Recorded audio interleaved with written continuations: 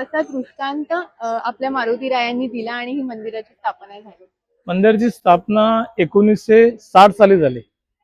मंदिराचे संस्थापक अध्यक्ष श्री गोपीनाथजी मालप व त्यांचे 5 रत्न, त्याच्यामध्ये तुकाराम रहाटे, रमेश मोरे, गोपीनाथजी मालप,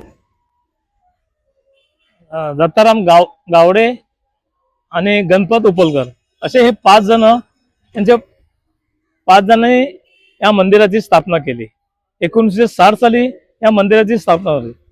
पूर्वी हे मंदिर त्यांचं मूळ स्थान आहे ते गार्डन आहे. त्या गार्डनच्या आतमध्ये पिंपळाचं झाड आहे, वड आणि पिंपळ. त्या पिंपळाच्या झाडाच्या मुदामध्ये त्यांची मूर्ती सापडली. आमच्या संस्थापक सदस्य श्री रमेशजी मोरे यांच्या स्वप्नात जेव्हा साक्षात्कार झाला, त्यांना सांगितलं की माझे इथे स्थान आहे, मला वरती घ्या.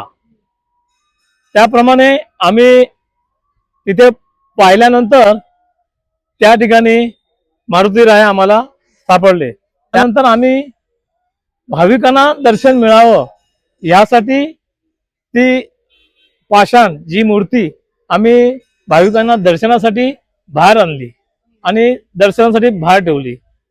जर आम्ही पूर्वीपासून जर तिथेच ठेवली असती तर आज त्याच ठिकाणी